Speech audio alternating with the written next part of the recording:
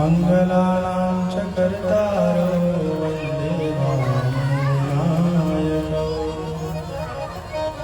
भवानी शङ्करो वन्दे श्रद्धा विश्वासरूपिणौ याभ्यां विना न लक्ष्यन्ते सिद्धाः सान्तस्थानीश्वरम्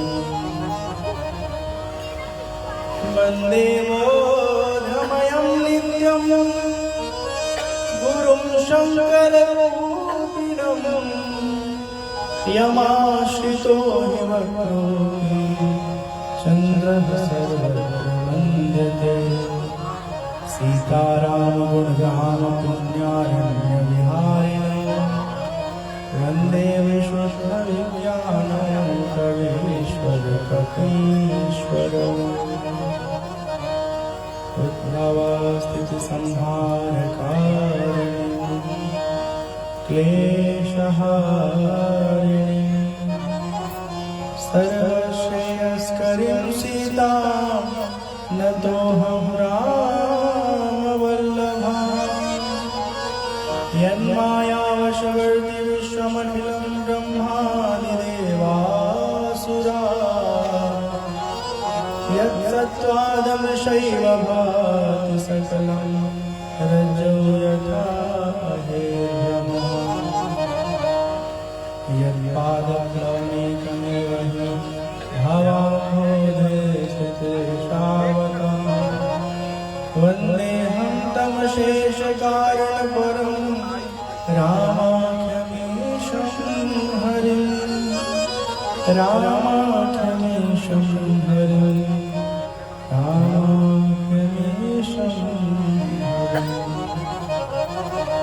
जय जय सीताराम जय जय राधे श्याम। मॉनिटर थोड़ा सा बढ़ाइए 100। कल की कथा में हम सबने श्रवण किया भगवान श्री राम लक्ष्मण भरत शत्रुघ्न जी का जन्म होता था। थोड़ा सा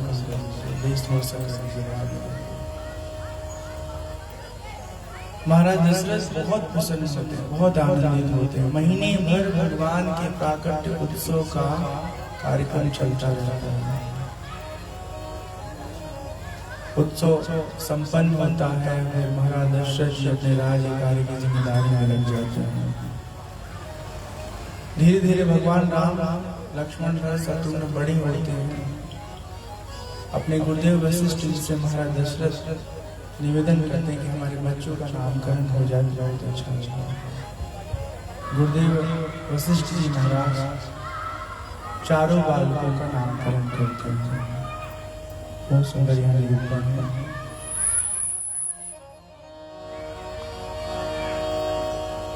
जो आनंद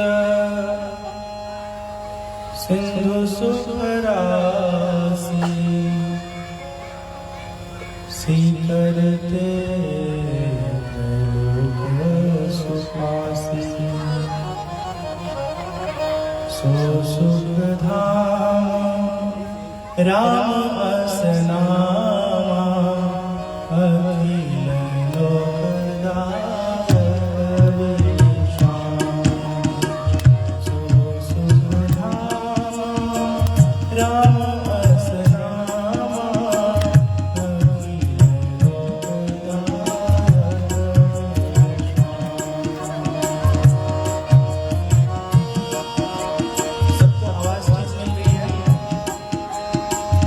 आवाज ठीक है?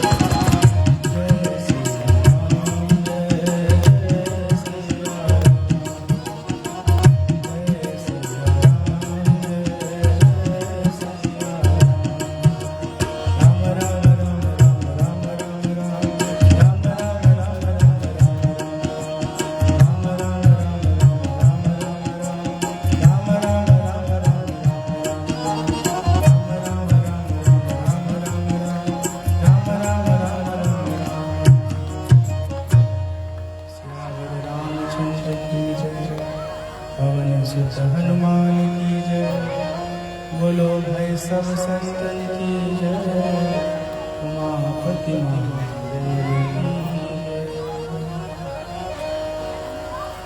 भगवान का जो स्वभाव है, स्वरूप है, तदनुसार उनका नामकरण करते हुए वशिष्ठ जी कहते हैं, जो आनंद सिंह सुत राशि, सीकर के त्रैलोक सुखासी। जो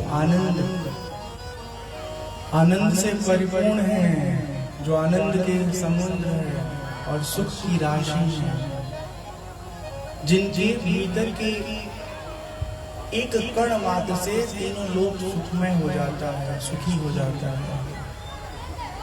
आपके ऐसे पुत्र राम के नाम से प्रसिद्ध होंगे, जो सुख के धाम है, तीनों लोगों को विश्राम प्रदान करते हैं। विश्व भरण पोषण कर जोई, ताकर नाम भरत रसोई। जो जगत का भरण पोषण करेंगे, ऐसे स्वभाव वाले आपके पुत्र भरत के नाम से प्रसिद्ध होंगे, जिसके सुमिरन मात्र से शत्रु का नाश हो जाए। आपके ऐसे पुत्र शत्रुघ्न नाम से लोक में जाने जाएंगे। जब लक्ष्मण जी की नाम की बात करते हैं, कहते लक्षण धाम राम प्रिय, सकल जगत आधार, गुरु वशिष्ठ तिहि राखा, लक्ष्मण नाम उदार। भगवान राम को ये आपके पुत्र अत्यंत प्रिय हैं और ये सकल जगत, संपूर्ण जगत के आधार है। आपके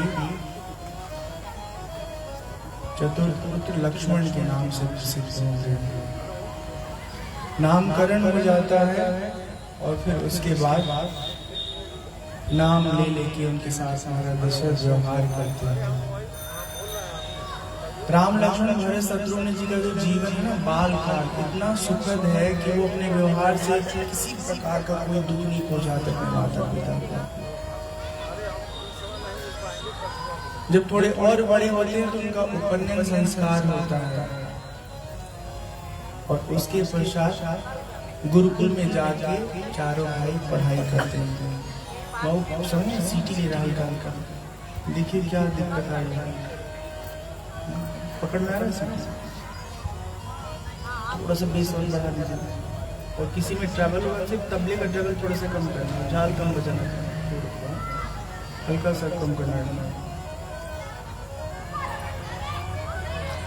भगवान राम अपने गुरुदेव के गुरुकुल में जाते हैं और कम समय में सब कुछ पढ़ लेते हैं। जाकी सहजा श्वास श्रुति चारी, सोहर पढ़या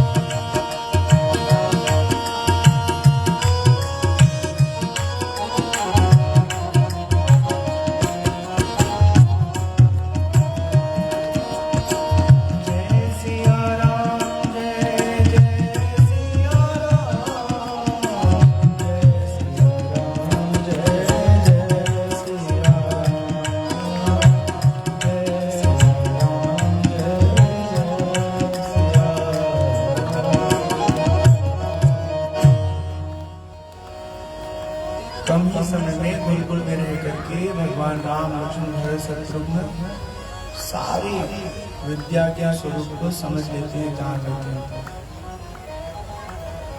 प्राचीन काल में पठन पाठन की गुरुकुल की व्यवस्था थी। अब गुरुकुल समाप्त हो गए। गुरुकुल की सबसे अच्छी बात यह थी कि वहाँ पर केवल धन कमाने के योग्य हमें नहीं बनाया जाता है, धन कमाने के साथ साथ जीवन जीने के योग्य बनाया जाता है।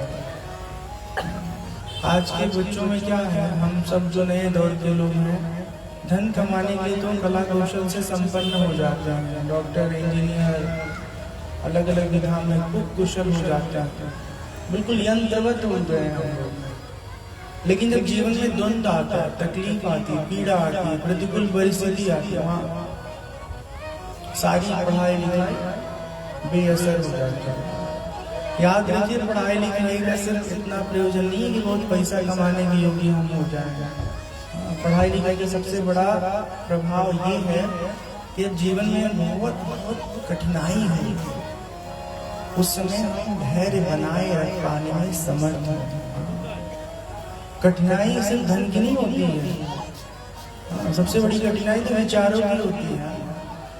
और ये एक सबसे बड़ी सच्चाई है कि चाहे कितनी भी कोशिश कर लें हम, हमारे इर्द गिर्द सब लोग हमारे अनुकूल नहीं हो सकते। पत्नी अनुकूल हो सकती है, माता पिता हो सकते हैं, बच्चे हो सकते हैं, पर मोहल्ले वाले नहीं होंगे। हाँ, अगर मान लीजिए डीजे बजा रहे हैं और आपको दिक्कत हो रही है, तो दो ही काम कर सकते हैं, या तो पुलिस में कंप्लेन कर सकते हैं, या फिर उससे भी बढ़िया कान में बढ़िया से जो होता है ना, लाइट वगैरह में मिलता है, लगा के चुपचाप शांत रह सकते हैं। ठीक ठीक। तो प्रतिकूलता में जब हमारा ज्ञान हमको सहयोग प्रदान करे, तब समझिए उस ज्ञान का हमारे जीवन में असर है। भगवान कम ही समय में सब कुछ पढ़ लिख करके पुनः अपने घर आ जाते हैं और ऐसा व्यवहार करते हैं कि पूरे नगर के लोग भगवान राम को अपना प्राण समझते हैं, इतना प्रेम करते हैं, किसी को भगवान कोई पीड़ा नहीं पहुंचाते। समय समय पर भगवान शिकार करने जंगल में जाते हैं और जिन जिन मृगों को लक्ष्य बनाकर बाण छोड़ते हैं, वो सब मृग मुक्त हो जाते हैं। आप सबको आवाज ठीक ठीक सुनाई दे रहा है?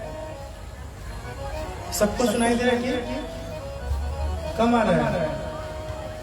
एक्सटर्नल आवाज जो बाहर का थोड़ा सा बढ़ा दीजिए, उसके बढ़ाने से अंदर में डिस्टर्बेंस नहीं आएगा।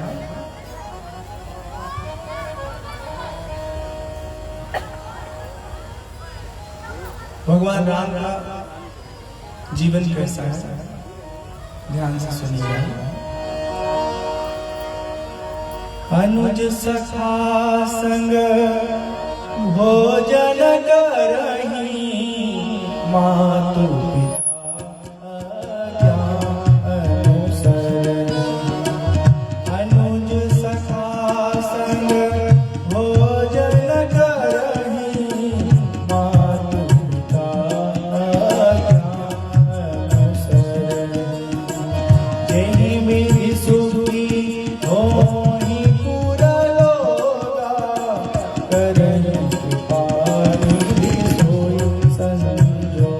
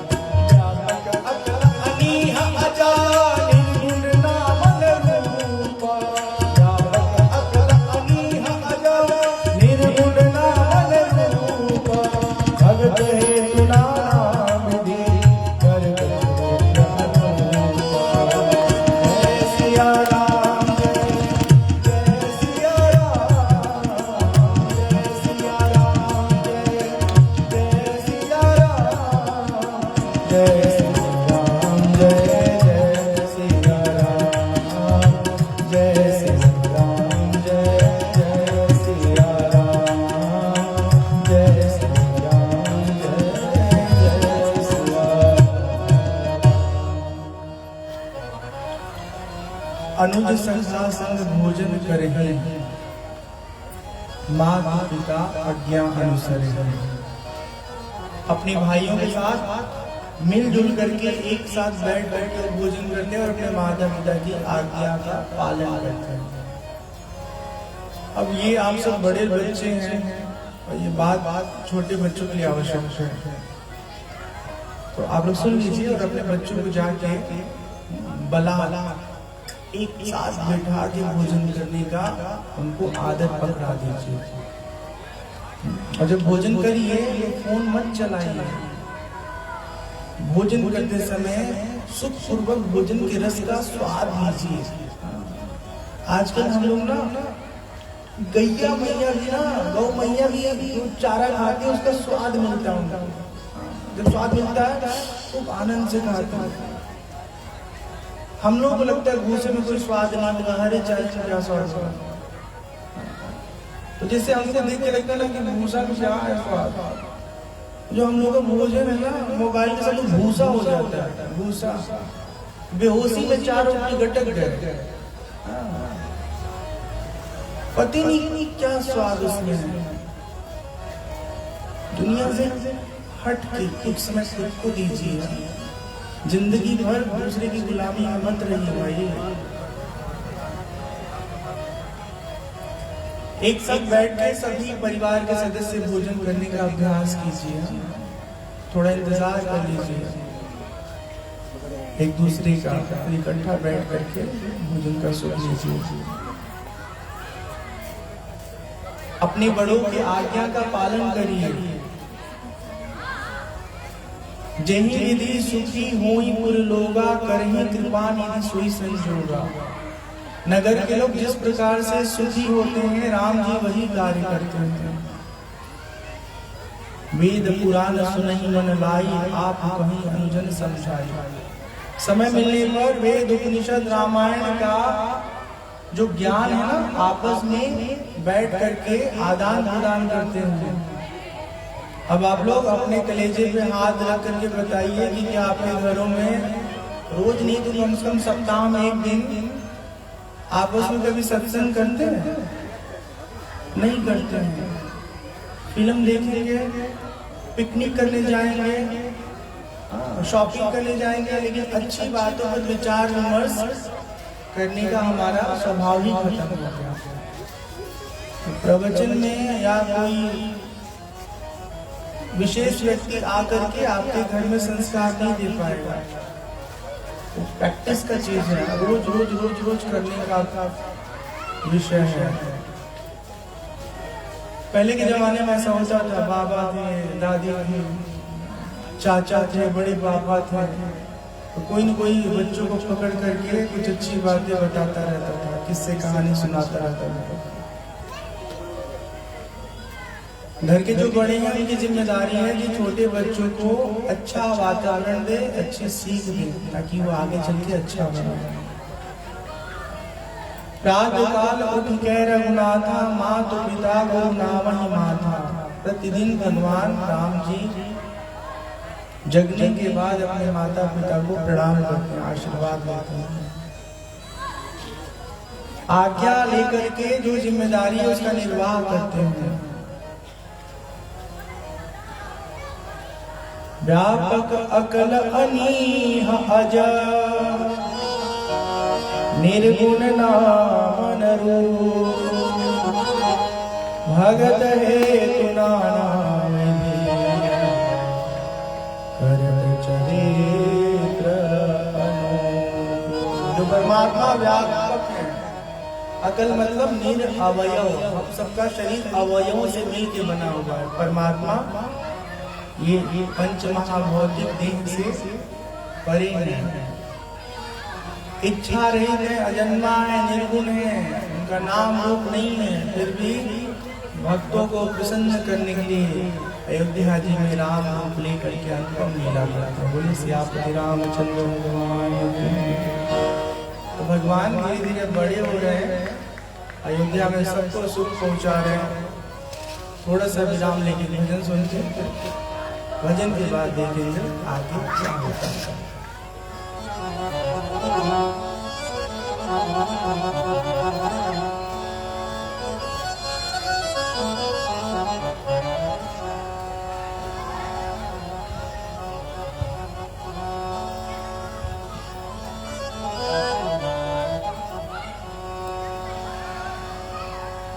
हमारे हैं श्री गुरुदेव हमें इस बात की चिंता।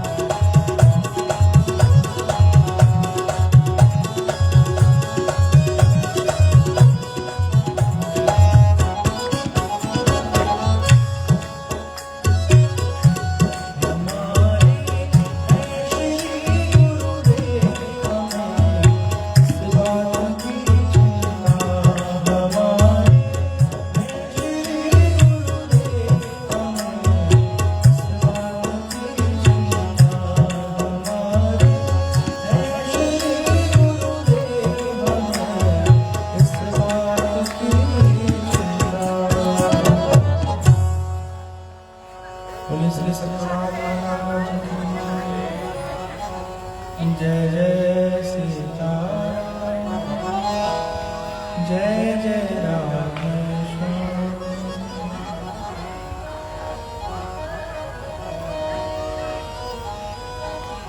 इसका चिन्ह हो गया।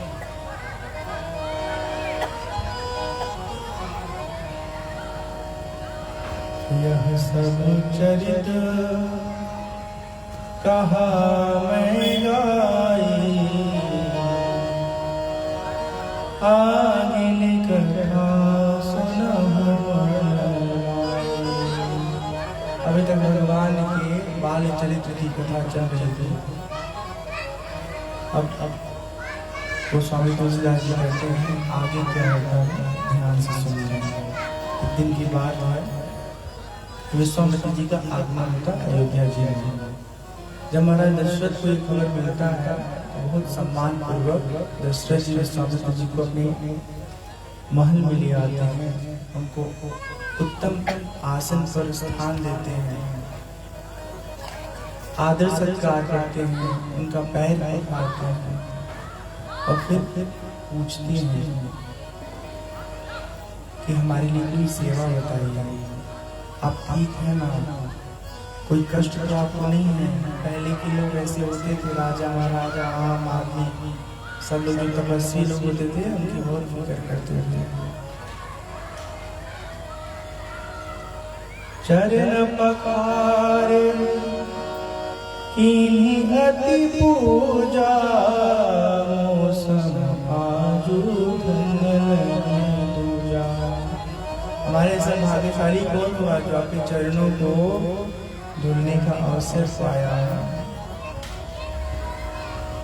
जब पूछते हैं कि हमारे लिए सेवा बताइए, हमारा दशरथ जी के ये वचन सुनने विश्वामित्र जी तब कहते हैं विनम्रता पूर्वक, हे दशरथ जी, असुर लोग मुझे बहुत सता रहे हैं। जब कोई यज्ञ कर्म धर्म अनुष्ठान कर रहे हैं, उनकी मंडली आकर के बीच में उसे रोक दे रही है। अनुज समेत देहु रघुनाथा, निश्चर वध में हो सनाथा। भगवान राम को लक्ष्मण जी के साथ कुछ समय के लिए हमें दे दीजिए, हमारे यज्ञ की वो रक्षा कर देंगे, उसके बाद हम उन्हें आपके वहां पहुंचा जाएंगे। जब ये बात सुने दशरथ जी तो भावुक हो गए। वो कहते हैं कि आप मांगने से पहले एक बार विचार तो किए होते कि क्या मांग रहे हैं। किसी से मांगते समय कोई ऐसी वस्तु नहीं मांगनी चाहिए जिसमें उसका प्राण बसा। दशरथ जी जो कहते हैं वह यह व्यक्त करता है कि कितना प्रेम करते हैं दशरथ जी अपने राम जी से।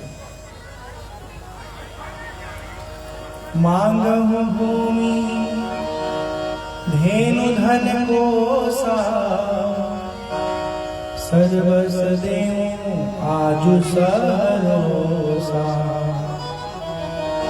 देह प्राण दे प्रिय कछु नाहि, सो देव निमिष एक माहि। सब सुत प्रिय मोहि प्राण किनाई, राम देत नहीं बनई गोसाई। कहनि सिचर अति घोर कठोरा, कहो सुंदर सूत परम किशोरा। हे मुनि, आप हमारा धन ले लीजिए, हमारे राज्य की सेना ले लीजिए, भूमि ले लीजिए, यहाँ तक कि हमारा प्राण भी ले लीजिए, हम पल भर में ही दे देंगे। हमारे बच्चे को मत मारना। छोटे छोटे बच्चे हैं, कितने क्रूर होते हैं असुर राक्षस। हमारे बच्चे को अगर कोई क्षति पहुंच गई तो बताइए कैसे जिएंगे। प्रेम को अपने हर संतान से राम को देने के बारे में हम सपने में भी नहीं सोच सकते। दशरथ जी के प्रेम को देख करके वशिष्ठ जी बहुत प्रसन्न होते हैं, विश्वामित्र जी बहुत खुश होते हैं, वाह कोई इतना प्रेम करता है भगवान से। वशिष्ठ जी दशरथ जी को बुलाते हैं और एकांत में ले जाके कुछ बातें बताते हैं। दे दीजिए, डरिए मत, आपके बच्चे का कोई नुकसान नहीं होगा, एकदम एकदम खुशी खुशी प्रसन्न भाव से आपको पुनः प्राप्त होगा। गुरुदेव के बातों पर विश्वास करके अपने प्रिय राम लक्ष्मण को विश्वामित्र जी के हाथों में दशरथ जी सौंप देते हैं। विश्वामित्र जी के साथ उनके कुटी के लिए प्रस्थान करते हैं भगवान राम लक्ष्मण। जब आगे बढ़ते हैं तो मार्ग में ताड़का आती है। भगवान श्री राम धनुष पर बाण चढ़ा के ताड़का को लक्ष्य साध करके छोड़ते हैं। ताड़का का प्राण समाप्त हो जाता है, मर जाता है। एक ही बाण प्राण हरिणीना दीन जानते निज पद दीन। ताड़का का वध करते हैं, उनको अपना स्थान, अपना पद, अपना लोक में जगह देते हैं प्रभु राम। प्रातः काल स्नान आदि से निवृत्त होकर के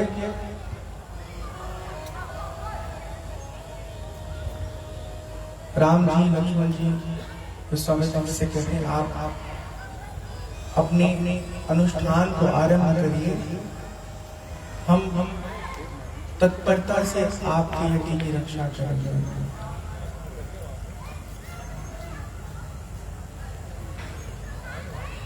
कैसे लगा ये?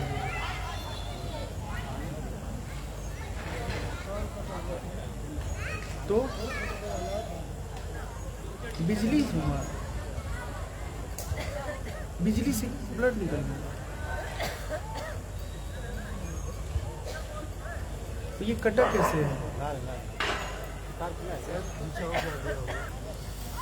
मेहंदी प्लास्टर है कुछ?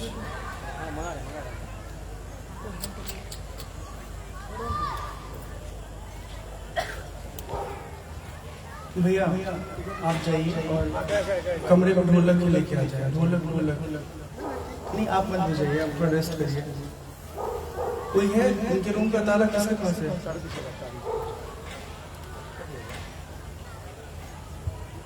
चाबी किसके पास है आपके कमरे का? चाबी 2 छोटे स्टैंड सेट कर दीजिए माइक के साथ। चाबी वो लीजिए।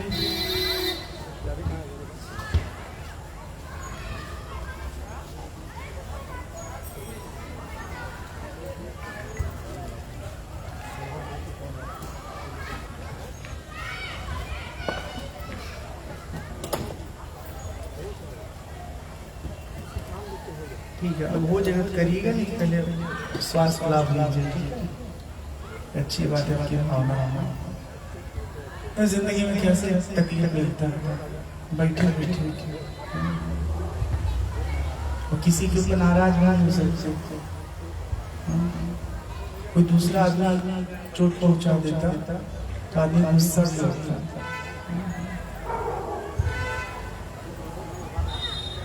प्रातः काल ध्यान से सुनिए, आप कुछ काम करिए, उनका हो जाएगा। जीवन ऐसा ही है।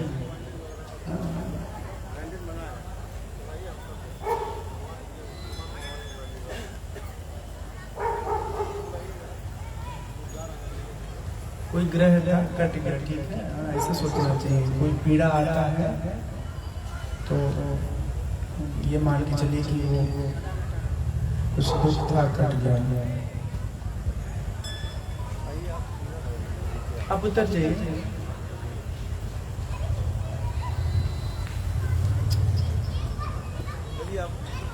हम तो चले जाएंगे।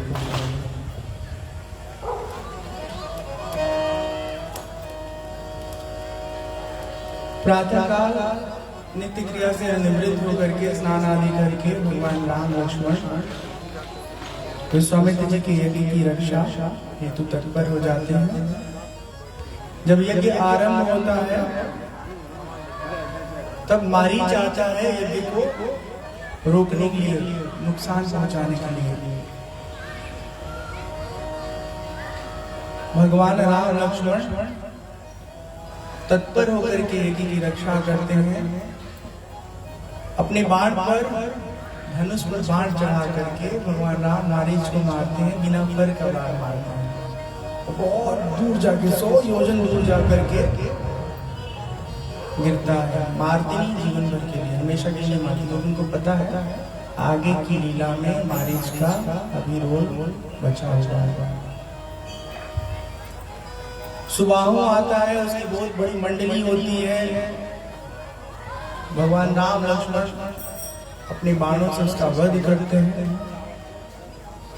और विधि विधान से सफलता पूर्वक निर्विघ्न रूप से विश्वामित्र जी का यज्ञ अनुष्ठान संपन्न होता है। कुछ दिन वहां भगवान राम लक्ष्मण रहते हैं साथ में।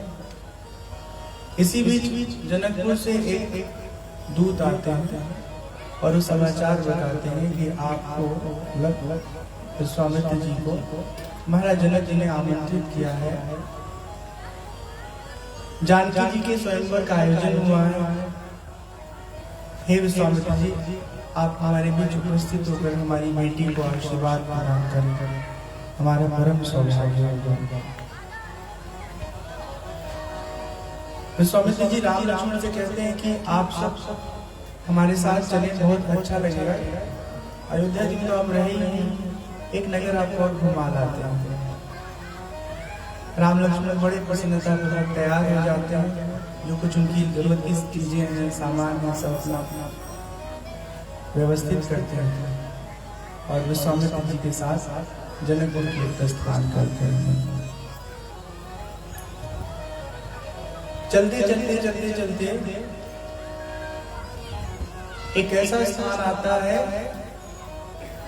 जहां पर पहुंच करके विश्वामित्र जी जानबूझ करके विश्राम करने लगते हैं थोड़ी देर के लिए। राम लक्ष्मण जी विश्राम करते हैं। राम जी वहां पहुंच करके अनुभव करते कोई साधारण स्थान नहीं है, कोई विशेष स्थान है। राम जी पूछते विश्वामित्र जी से इस जगह का क्या इतिहास रहा, क्या अतीत रहा, क्या परिचय रहा। विश्वामित्र जी बताती हैं गौतम ऋषि की तपस्थली है।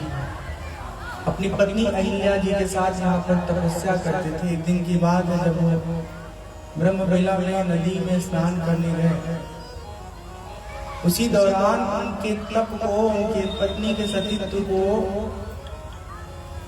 तोड़ने के लिए देवराज इंद्र गौतम जी का वेश बनाकर उनके घर में प्रवेश किए।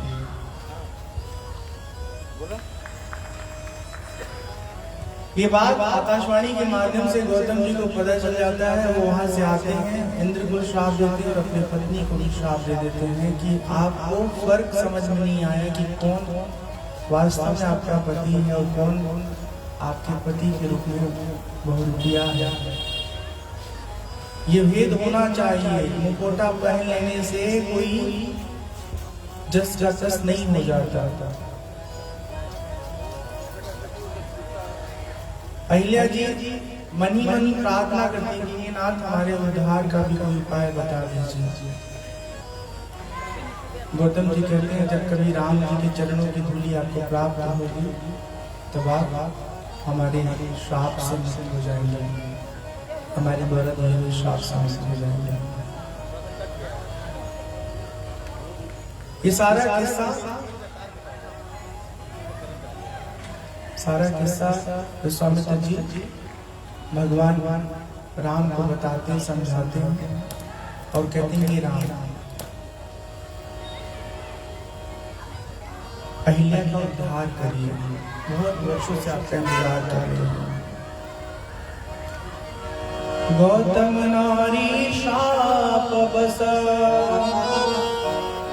उपल देह धरि,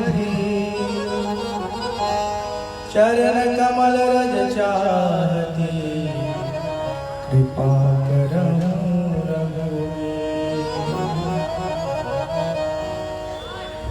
ढोलक लेने कोई गया है भैया?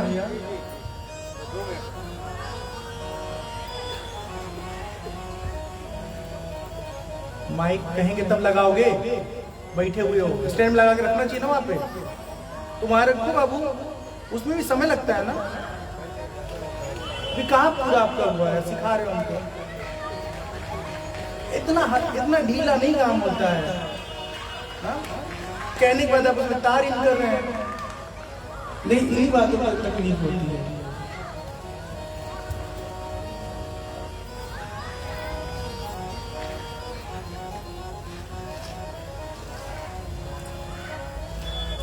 हमको आदत नहीं है ना बर्दाश्त करने की। जब बच्चे होते हैं, हमारी पत्नी होती, तो उनको बर्दाश्त करते करते सबको बर्दाश्त करने का अभ्यास हो जाता है। भाई ये नहीं है, गुस्सा हो गया उन्हें बुला रही है अपने घर और रिश्तेदारी में निभागा।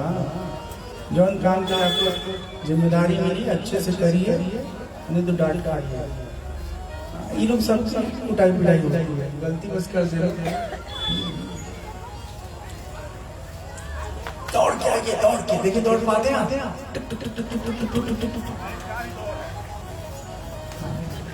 भैया के लिए ताली बजाइए। अगर बंदे क्या अब समझे आप, अगर वो माइक लगा कर रखे होते तो 2 मिनट में चालू हो जाता। 1 मिनट भी लेट होगा तो उसका कारण आप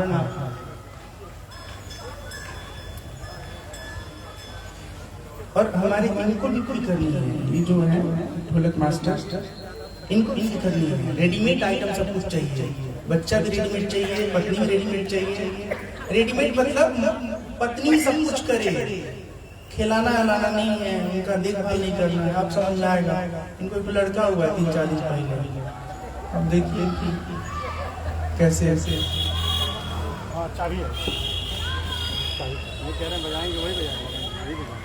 नहीं बजा रहे हैं लोग। कितना ज्यादा कटाएंगे, डीप नहीं है।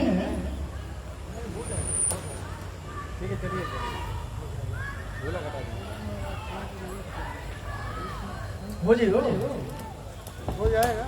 हाँ हो जाएगा। अच्छा ज्यादा स्ट्रोक मत दीजिएगा।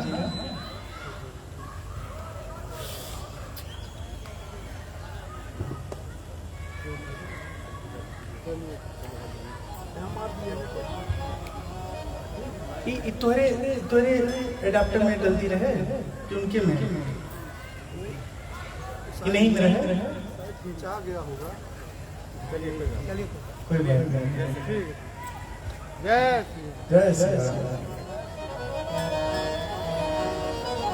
आपका हो गया कि आपका गड़बड़ है?